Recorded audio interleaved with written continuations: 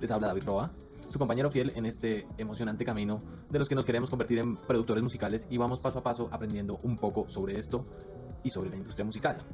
En este video les quiero contar que por primera vez he registrado en la Dirección Nacional de Derechos de Autor una canción de mi autoría y les quiero contar cómo lo hice. Pero antes de eso quisiera hablarles un poco sobre lo que son los derechos de autor. ¿Qué son los derechos de autor? Son una serie de leyes y de normas destinadas a cuidar los intereses de los creadores de las obras artísticas. Pero ojo, esas obras artísticas deben ser tangibles y perceptibles por los sentidos, pues no es posible para la ley o para la norma cuidar los derechos de las ideas de cualquier persona. Tiene que haber algo tangible, algo sustancial que sea posible percibir a través de los sentidos para que sea objeto de derechos.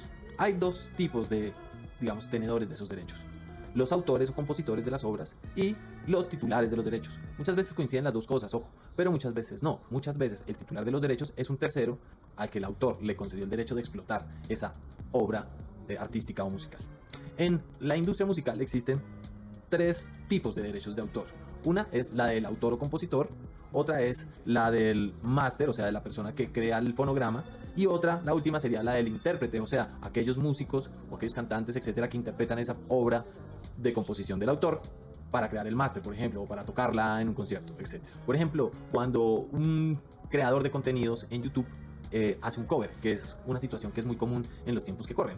Este creador en teoría debería tener la licencia para hacer eso, concedida por el titular de los derechos. Pero, digamos, en una plataforma con tanta circulación de contenido, con tantos creadores de contenido como es YouTube, una plataforma tan grande, ¿qué hace para controlar ese afluente inmenso de creadores haciendo este tipo de contenidos como covers? Sencillamente, en el caso de un contenido de estos que tenga muchísimo tráfico y que esté generando muchas vistas, le pone publicidad para que de alguna forma tenga una ganancia económica y esta ganancia se la pueda reportar al titular de los derechos. También puede atender las quejas del titular de los derechos en caso de que éste no quiera de ninguna manera que ese contenido esté en la plataforma y tiene el derecho, digamos, a quitar el contenido cuando este es objeto de la queja del autor, o sencillamente prohíbe que ese o impide que ese contenido se pueda monetizar. Bueno, a lo que vinimos. Les quiero contar cuál fue el proceso que seguí para registrar mi canción en la página de la Dirección Nacional de Derechos de Autor.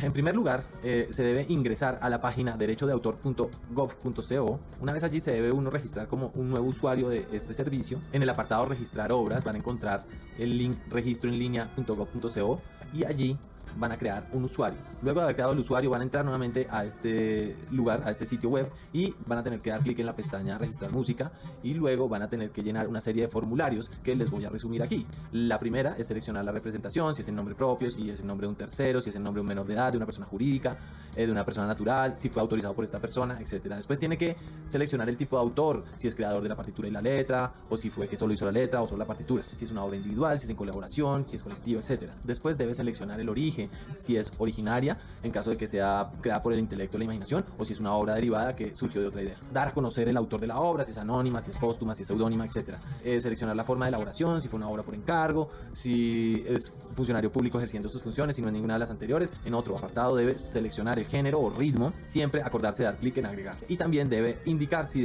se debe dar transferencia a sus derechos en caso de haber cedido los derechos patrimoniales sobre la obra a otra persona natural o jurídica. Al final se debe finalizar el registro y en este proceso se debe adjuntar el documento en donde esté la partitura de la obra y la letra. Después se verifican los datos en una página final y se da por terminado el proceso. Espero que este video les sea de mucha utilidad y les agradezco. Hasta la próxima.